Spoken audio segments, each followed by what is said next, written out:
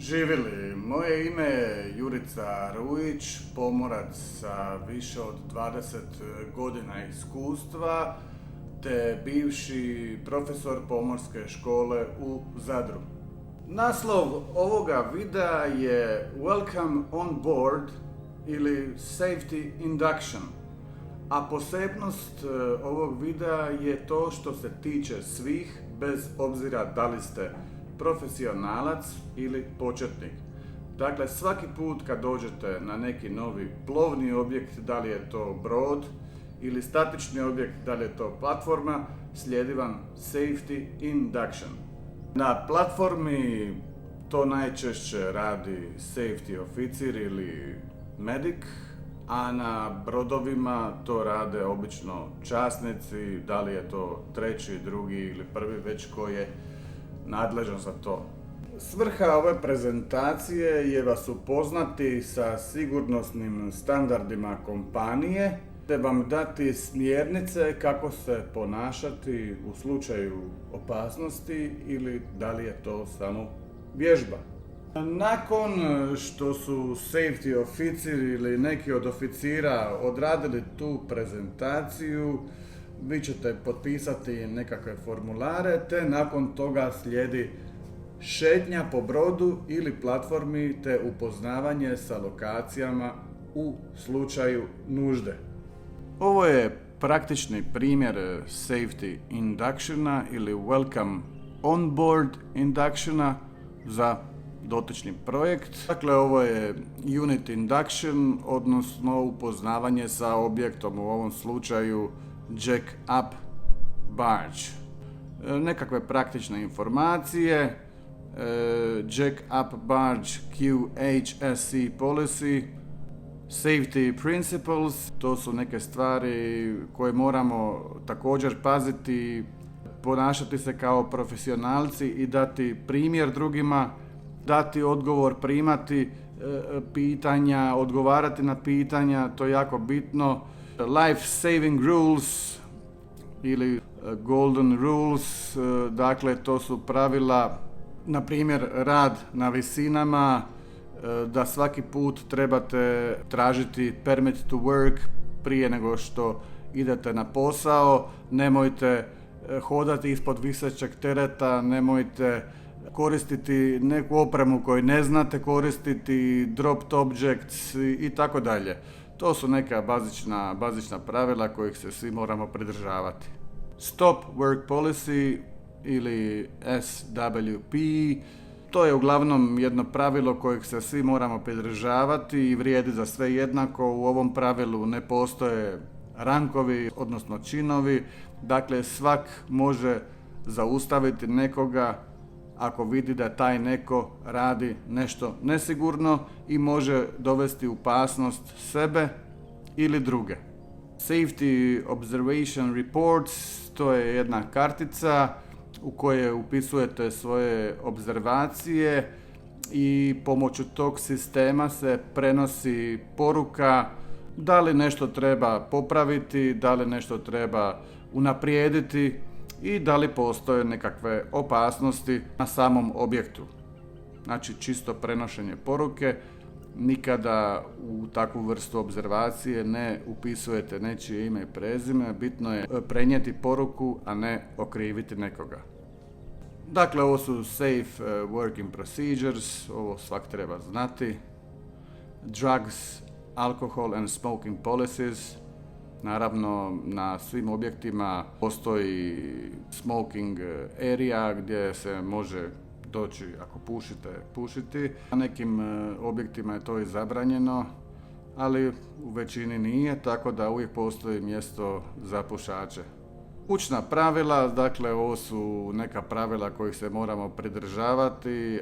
Najvažnije bi bilo da gledamo znakove i barijere koje su postavljene, da ih ne preskačemo, da ne prolazimo ispod barijera bez da smo pitali nekoga ko je tu dežuran i tako dalje. Slušati PA announcements, znači cijelo vrijeme morate biti pažljivi i slušati da li dolazi kakva najava preko javnog razglasa. Nadalje slijede kućna pravila, dakle za praonu gdje možete ostaviti svoju prljavu robu, locker rooms, ormarići sa vašom radnom robom i tako dalje i zaštitnom opremom, nekakve općenite informacije bitne za svih nas, dakle Bond Store gdje možete kupiti cigare, u ovom slučaju ne zbog lokacije gdje je platforma bila. Imate upute kada su doručak, ručak, večera, nekakve nadalje informacije, Wi-Fi za posadu su znači dostupno na svim javnim prostorima, imate gym, odnosno teretanu, također imate i sick bay, odnosno malu medicinu, odnosno nazovimo je bolnicom koja je uvijek otvorena 24 sata. Dakle, medik na brodu je uvijek dostupan, a inače radi od 7 do 19 sati. Nadalje, opet nekakve oznake i informacije koje su korisne za svih. Sad slijedi Master Stations, Lifeboats, Life Rafts, to je jako bitno znati i upoznati se sa lokacijama istih. Jako je važno biti upoznat sa zvukom alarma, zbog toga i postoje vježbe, odnosno drills. Imamo evacuation, general toxic gas, CO2 for engine room. Dakle, bitno je znati koji alarm svira i što činiti u slučaju istog. Svaki alarm koji zasvira biti će popraćen sa glasom, da li je to kapetan, OIM ili neko treći, i u tom slučaju morate slušati naredbe i ponašati se u skladu sa naredbama. Kao što sam rekao, morate biti upoznati sa Lifeboat Stations i da znate rute kojima se kretati ukoliko zasvira alarm. Dakle, evo imate i sliku u prezentaciji kako taj Lifeboat Station i izgleda. Ovo je T-Card System. Zašto se zove T-Card? Evo pa vidite zbog samog izgleda kartice. Ta karta stoji na Master Stationu, te kada zasvira alarm, na primjer za napuštanje broda ili je samo nekakva vježba, vi dođete na svoj Master Station i okrenete tu karticu. Na toj kartici je napisano ime i prezime, kabina u kojoj ste i odnosno Master Station i Lifeboat koji vama pripada. Dakle, važno je također znati da je T-Card your responsibility, odnosno da je kartica vaša odgovornost. Nikada nemojte okretati tuđu karticu, samo svoju okrenite i stanite na poziciju i slušajte naredbe što činiti dalje. PPE ili Personal Protective Equipment ili zaštitna oprema. Svaka kompanija propisuje svoj minimum i to je klasika u offshore industriji, dakle zaštitna kaciga, zaštitne naočale, radno odijelo, rukavice i cipele sa metalnom zaštitom preko prstiju. Na svakom offshore objektu postoji PPE zone i no PPE zone. To znači da zona gdje morate nositi zaštitnu opremu i zona gdje ne morate nositi. To oni su uvijek jasno označene.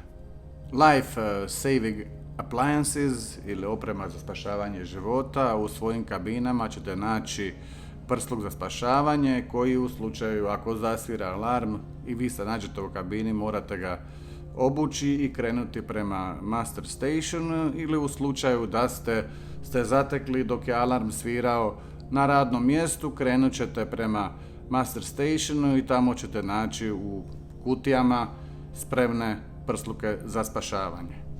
Jako bitna stvar na platformama i brodovima je garbage management ili separiranje smeća. To moramo svi obraćati pozornost i čuvati našu okolinu. Svi kontejneri su označeni u svojim bojama, kao i što imate i kući, tako se trebate ponašati i na brodu. Security level, to je ISPS, International Ship Shore Port Facility Security Code. S time smo svi upoznati i trenutno recimo na ovom području gdje je ova platforma security level je bio number one.